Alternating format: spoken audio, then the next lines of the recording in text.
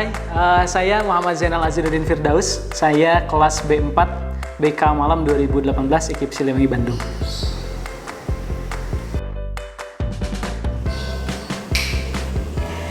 Hai, saya Neneng Nurlaela dari BK Malam B4 2018 dari IKIP Siliwangi.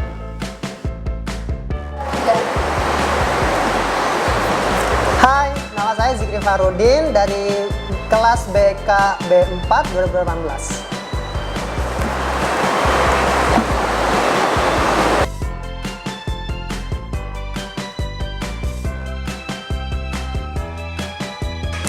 Hei, nama saya Andi Rahmawan. Saya kelas B4 BK 2018 IKIP Siliwangi.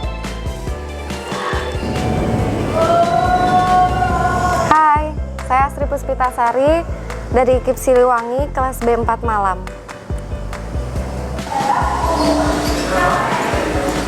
Hai, aku Ramandini, B4 Malam 2018.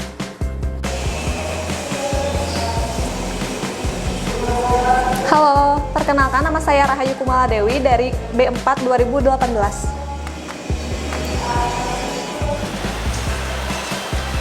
Hai, nama saya Razi Zainal Muria, kelas BK Malam B4 2018 di kampus IKIP Siliwangi. Hai, dah. Baik, kita mulai. Assalamualaikum warahmatullahi wabarakatuh. Waalaikumsalam warahmatullahi wabarakatuh. Gimana kabarnya hari ini teman-teman semua? Alhamdulillah. Luar biasa baik, Pak. Baik. Alhamdulillah kali ini kita bisa berkumpul dalam di ruangan ini dalam rangka bimbingan. Oke, sebelumnya ada yang pernah ikut bimbingan di sini? Belum, Pak. Belum. Pernah paling curhat-curhat colongan. Coba. Oke, apa itu? Ada yang tahu nggak bimbingan itu apa? Bimbingan apa ya? Bimbingan ada yang pernah? Kalau paling sering ada dengar mah bimbingan skripsi gitu Pak. Bimbingan skripsi. Membimbing, mengarahkan. Mengarahkan. Oke. Ke dalam BK bimbingan itu lebih kepada pencegahan. Gitu ya. Dari apa itu BK? Itu saya memperkenalkan dulu bahwa BK itu adalah bimbingan dan konseling. Bimbingan itu lebih kepada pencegahannya, kalau konseling lebih kepada penanganannya setelah terjadi kasus. Kalau ini meminimalisir kasus tersebut. Oke. Kita kali ini akan melakukan bimbingan tentang antisosial, gitu ya, yang berhubungan dengan empati. Oke. Selanjutnya ada yang tahu antisosial itu apa? Anti itu kayak Anti dan sosial. yang sosial mungkin sosialisasi mungkin ya Pak. Sosial tuh. Anti berarti ya dia nggak anti sosialisasi mungkin itu. Gak mau ikut Nggak mau gabung. Gabung. Jadi simpulannya gimana? Coba lebih diringankan lagi kata-katanya. Jadi nggak mau bergaul gitu Pak atau gimana Pak? Gak mau bergaul bisa, Kurang bisa beradaptasi mungkin. kurang bisa beradaptasi juga bisa. Terlalu idealis. Terlalu idealis, tergantung idealisnya dalam hal apa. Ada lagi? Tapi efek yang ditimbulkan dari antisosial itu bisa jadi kecenderungan ke berbohong gitu nggak sih? Nah itu bisa juga antisosial karena lebih mementingkan pada Diri sendiri ya. Oke. Sebelum kita bahas lagi, ini biar agak nggak kaku ya, kita lakukan dulu ice breaking. Saya punya game. Oke, setuju nggak kita ice breaking ya? Siap. Biar ini kelihatannya kaku, gitu, kayak tegang.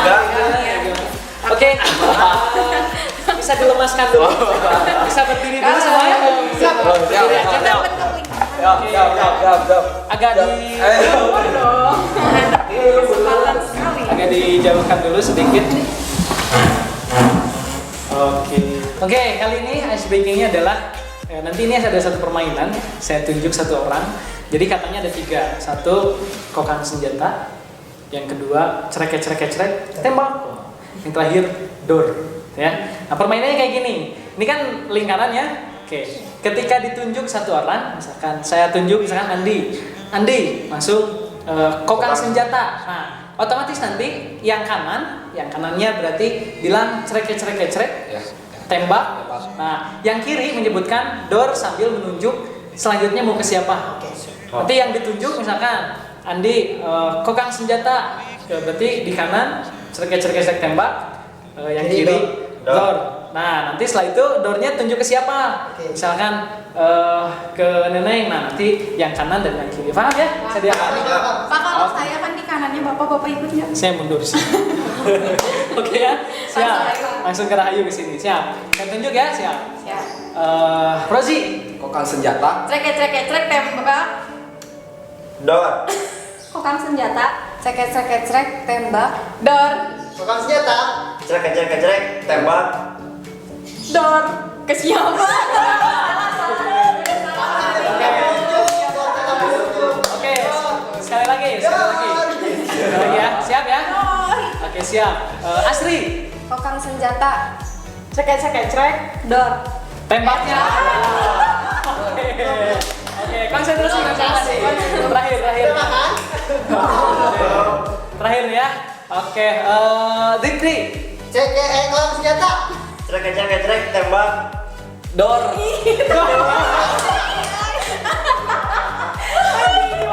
Ya, kita duduk. Oke, kita bereskan. Ya, sudah oke, kita lanjutkan ya. Setelah tadi ice breaking lumayan sudah berkonsentrasi karena kita tidak bisa lama-lama, kita dibatasi juga dengan waktu, kita hanya 15 menit sampai 20 menit ya dibatasi waktunya. Oke, kita lanjutkan ke materi antisosial. Itu antisosial itu tadi ya. Jadi bisa ke lebih mementingkan diri pribadinya, mengacuhkan orang-orang di sekitarnya, juga tingkat empatinya yang rendah gitu. Ketika ada orang yang jatuh hanya dia liatin, ya udahlah dia bisa sendiri, dia cuek sendiri. Oke, kita kali ini bimbingan akan menggunakan teknik namanya psikodrama. Gitu. Kemarin kan di pertemuan 1 saya disebutkan bahwa psikodrama itu mendramakan tentang psikisnya, itu masalah psikisnya. Kita akan dramakan lagi kali ini. Yang kemarin itu dramanya tentang apa? Yang kemarin pertemuan kemarin percaya diri. Nah, kali ini tentang antisosial gitu. Coba ada nggak masalah-masalah yang pernah kalian lihat? Misalkan, oh kayaknya itu antisosial, atau kita pernah mengalami ketika kita terjadi sesuatu orang lain tuh nggak mau bantu, ada nggak? Contoh-contoh kasusnya yang pernah kalian alami atau pernah kalian lihat bahwa itu tuh kayaknya antisosial gitu. Ada. Coba. Contohnya orang gila. Udah tahu sakit kok nggak ada yang obatin, malah Nah, itu bisa, itu disebut juga antisosial, bisa seperti itu. Ada yang malah ngebully kan, orang gila itu malah mereka bully, mereka jahili, nah itu bisa juga. Ada lagi? Ada teman saya kan memang antisosial, tapi di balik itu semua dia ada alasannya kenapa dia kayak gitu. Oke, berarti kalau itu kita bisa lihat faktor sebelumnya ya. Itu. Nah, kalau yang seperti itu kita tidak bisa menjudge dia antisosial Kayak alasannya dia kayak gini, jadi dia tuh memang dulu nggak antisosial, tapi ketika dia bersosialisasi dia banyak dimanfaatin, dia nggak ada bully, nggak ada yang kayak gitu. Pokoknya mah faktor utama yang paling besarnya tuh dia dimanfaatin, dan dia berpikir untuk ya udah buat apa juga kayak aku masih bersosialisasi dengan orang gitu, sedangkan orang-orang yang ada di lingkungan aku tuh cuma manfaatin aku doang, dan dia memutuskan untuk antisosial. Oke, kita nih buka diskusi baru nih. Contohnya tadi kasus. Nah, menurut kalian kalau itu masuk ke antisosial atau lebih kepada dia menjaga? Tapi kita lihat juga sekaliannya gitu ya. Ketika melihat kepada orang lain, misalkan dia tuh antisosialnya ke teman-teman itu aja, tapi ketika di luar dia berbaur dan sebagainya itu. Oh enggak, dia udah trauma. Oh, udah trauma. Ya. Berarti alasan antisosialnya juga Trauma juga trauma. dia. Ya. Oke, bisa itu ya disebut antisosial. Ada lagi? Sampai dia udah off sosmed. Sosmed. Oke. Ada lagi? Mungkin kalau yang biasa sering kita lihat mah kayak misal mungkin ya Pak, kalau orang tuh jatuh, kadang kita ngelihat mau bantu, kadang kita ngelihat tapi nggak mau bantu, ya udahlah biarin aja, nanti juga berdiri sendiri gitu mungkin ya. Itu bisa kita disebutkan dengan antisosial, tapi mungkin itu belum terlalu parah gitu ya. Karena kan antisosial tuh parahnya sampai dia melanggar hukum demi dirinya sendiri. Oke, tadi ada beberapa kasus tentang itu. Kita bikin satu drama nih ya. Satu drama, dramanya karena ini ada 7 orang, kita bagi 3. Yang 2 itu yang orang yang punya yang masalahnya gitu, dia misalkan yang jatuhnya, atau satu kasus, misalkan kita contoh lah di kelas, dia misalkan dia jatuh bukunya, tapi orang lain, misalkan yang lain hanya acuh. Nah, kita bikin 2 versi, ada yang betul-betul orang antisosialnya, ada yang satu ini adalah objeknya, yang satu adalah orang yang tidak antisosial. Nanti setelah itu kita evaluasi apa yang kita dapat dari situ. Oke, paham ya? Oke, kita bagi 3 aja. Ini ada mau seperti apa? Bagi 3 kelompoknya? Mau saya aja atau mau kalian? Bapak aja. Oke. Terakhir. Berarti kita bagi ini aja, ini 3, ini 2, ini 2. Berarti ini yang 3 nanti yang antisosialnya ketika ada orang yang jatuh, biarin aja lah, kok dia bisa gitu. Atau misalkan udah ada orang tuh yang mau nolong padahal dia lebih dekat untuk menolong itu gitu. Nah, itu mungkin bisa disebut dengan antisosial. Nah, nanti Livia sama Andi nanti orang yang si objeknya gitu. Si objeknya nanti ini orang yang empatinya tinggi gitu, dia berani membantu dan sebagainya ya. Oke, bisa dipahami ya? Bisa, Pak. Oke, skenario-nya seperti itu, percakapannya silakan kalian di improve sendiri, adegannya di improve sendiri, tapi alurnya seperti itu. Silakan kalian berkreasi gimana sih menciptakan adegan itu. Oke ya? Yuk kita bikin skenario-nya. Skenario kita bikin adegannya. Oke.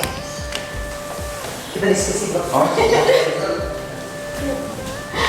Kita mau jadi orang baik sih.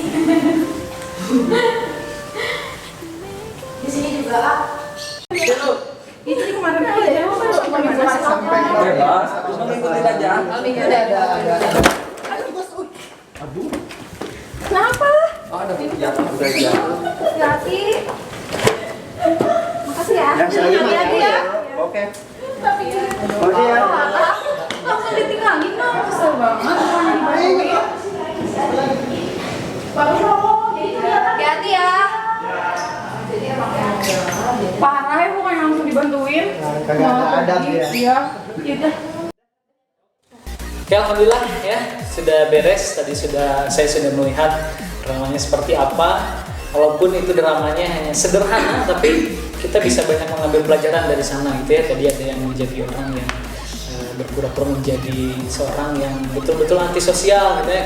Ketika melihat ada yang jatuh di depannya dengan buku, dia hanya acuh lalu pergi. Ada yang memang dari jauh dia betul-betul empatinya tinggi, dia membantu orang yang terjatuh tadi. Itu luar biasa. Nah, kali ini saya ingin menanyakan nih, pertama dari yang tadi jadi objeknya gitu. Apa sih yang kalian rasakan ketika misalkan melihat orang yang tidak menolong kita, atau misalnya yang dekat, atau misalnya ketika melihat orang lain yang jauh tuh menolong kita? Apa yang tanggapan kalian atau hikmah yang bisa kalian ambil? Coba dari Rahayu dulu. Kalau menurut saya mah ya, jadi si yang tadi yang antisosialnya jadi kurang peka gitu. Ya. Jadi apa nih yang harus Rahayu lakukan supaya kita supaya antisosial kita tuh hilang, empati kita tinggi melihat dari kasus tadi? Paling contohnya kayak kita bersikap bisa membantu orang lain kayak gitu. Oke. Anda coba sekarang Andi, ada yang bisa dibantu? Yang tadi juga yang diperanin ya kelihatan antisosialnya kelihatan banget, langsung pergi walaupun lihat juga. Dan ya mungkin kalau pencegahannya lebih ke berusaha buat untuk berdekat dengan beradaptasi dengan teman-teman sekelas atau teman-teman yang lain. Beradaptasi dalam hal lebih akrab lagi Lebih akrab, gitu ya. ya. Oke. Itu yang bisa diambil. Sekarang yang dari yang menolong, pasti tanggapan kalian melihat dari peristiwa tadi di depan kalian tuh, kok ada orang yang gak menolong gitu. Apa sih? Terus apa sih himbauan nih buat teman-teman kita, atau misalkan apa yang harus kita lakukan supaya kita meminimalisir itu? Coba. Ya, kalau dari saya mungkin ya Pak, jadi memang sih kadang kita juga di kehidupan sehari-hari sering ya Pak kayak gitu. Kadang mungkin orang yang nggak mau nolong teh, entah itu acuh seperti yang adegan kayak tadi, atau bahkan mau nolong tapi malu gitu loh Pak. Nah kalau dari adegan yang tadi kita lihat, kita udah pengen nolong dan teman kita pun pengen nolong gitu. Jadi kita punya refleks yang sama, ya udah ayo lari barengan gitu. Tapi kadang di satu waktu di kehidupan nyata, kadang kita tuh mau nolong, tapi teman yang di sebelah kita misalkan gak mau nolong. Jadi kadang kita tuh yang enggak deh gitu, kadang gitu. Mungkin kalau tadi itu memang didukung juga oleh keadaan lingkungan mungkin ya Pak. Oke. Coba. Oh ya, kalau untuk saya sendiri sih ya untuk empati memang semua orang itu memang ada empati apa ya Betul. mungkin ya. Tapi memang empati itu harus dipupuk atau harus apa ya, harus distimulus biar pada itu muncul gitu ya. Kalau yang saya lihat tadi ada teman yang nggak membantu ya, saya juga sedih gitu ya. Bagaimana kalau saudara, kakak atau keluarga seperti itu nggak dibantu gitu kan? Gitu. Jadi aku tuh memposisikan itu tuh saudara aku gitu, itu apa ya, orang tua aku yang kayak gitu, jadi harus dibantu gitu. Jadi untuk mencegahnya mungkin si teman-teman ini memang harus merasakan apa yang si teman itu yang jatuh itu rasakan, baru empatinya mungkin akan muncul. Itu sih mungkin. Siap gitu ya.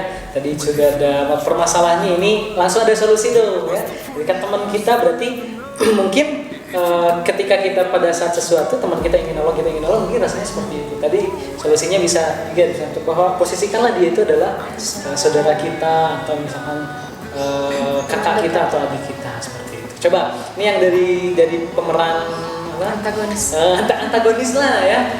Coba apa sih yang dirasain ketika kalian itu seperti itu, tapi padahal kita tuh seperti itu gitu. Tapi kan tadi banyak sekali pengaruh kita tidak melakukan itu. Ada yang tadi karena pengaruh teman, atau misalkan karena latar belakangnya, atau misalkan karena apapun itu gitu. Ya, ketika kalian di posisi itu, apa sih yang dirasakan itu, apa yang bisa kita ambil dan kalian evaluasi gitu. Coba dari siapa dulu nih? Dari saya dulu aja. Coba. Gak mau bantu karena yang lewat tadi kurang sopan, gak bilang permisi.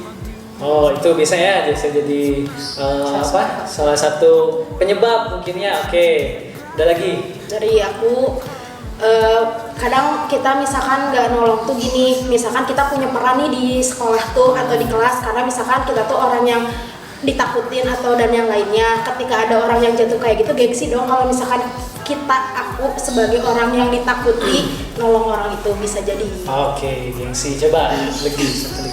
Atau mungkin yang dirasakan sama saya ya, hal yang jadi ketakutan justru memperdalam dari tadi Ajikri bilang, kalau Ajikri kan lebih ke orang lain, gimana kalau saudara kita, gimana kalau orang-orang terdekat, lebih diperdalam, gimana kalau misalkan kita sendiri yang butuh ditolong dan gara-gara kita antisosial, gara-gara kita nggak mau nolong orang-orang juga pada akhirnya jadi nggak mau bantu kita.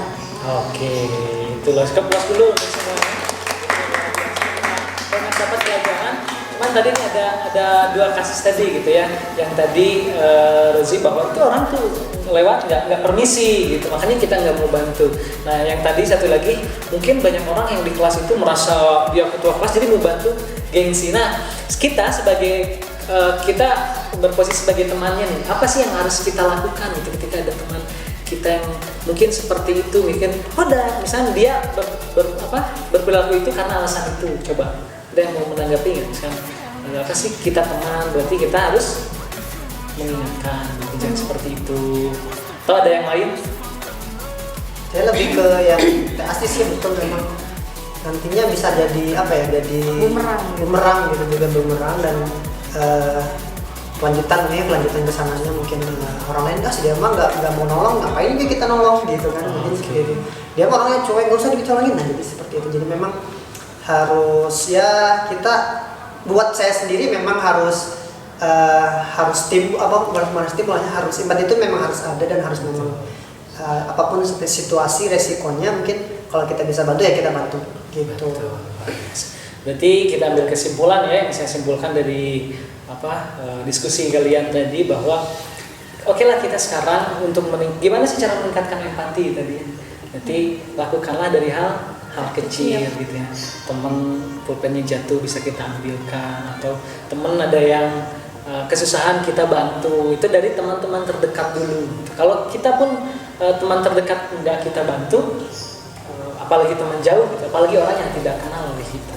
Jadi untuk mengantisipasi sikap antisosial, kita lakukan dari hal yang terkecil gitu ya, dari mulai di keluarga, di lingkungan sekolah, di lingkungan teman pergaulan tuh selalu diterapkan gitu, agar empati kita terpupuk dan nanti tidak akan kita pikir lagi, kita refleks membantu orang. Karena mungkin ada pepatah bahwa bisa itu karena terbiasa itu karena dipaksa. Kita paksakan dulu berempati, paksakan dulu.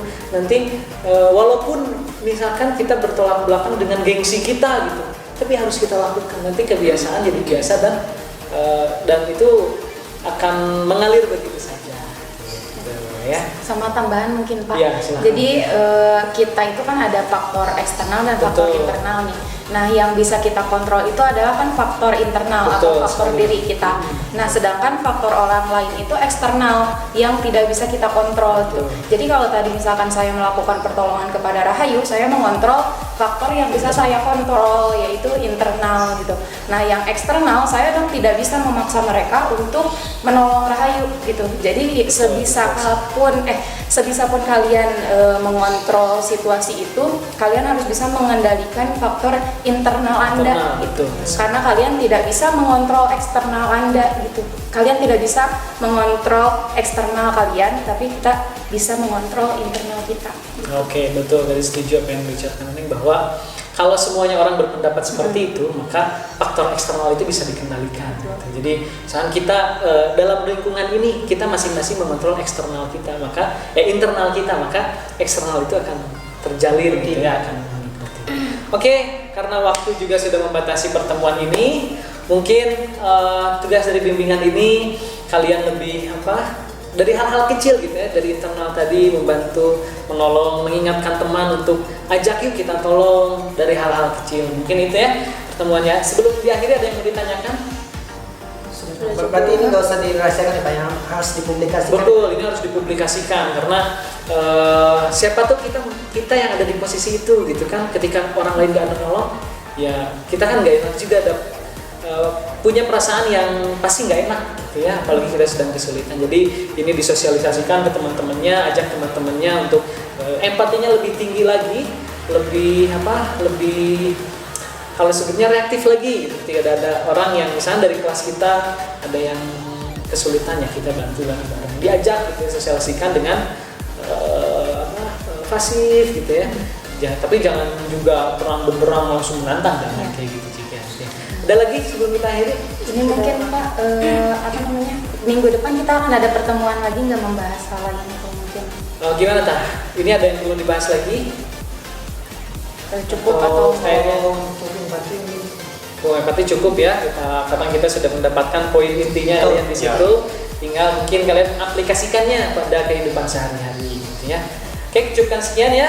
Terima kasih atas perhatiannya, saya apresiasi sekali. Tadi dramanya luar biasa. Juga tadi diskusinya sangat aktif gitu ya, luar biasa. Ada hikmah-hikmah yang kita ambil, ada poin-poin yang kita bisa aplikasikan pada kehidupan sehari-hari. Terima kasih, semoga kalian sehat selalu, semoga kalian bisa sukses ke depannya, bisa menjadi orang-orang yang bermanfaat gitu ya. Terima kasih. Saya akhiri dengan Assalamualaikum warahmatullahi wabarakatuh. Ya, silakan. Oke,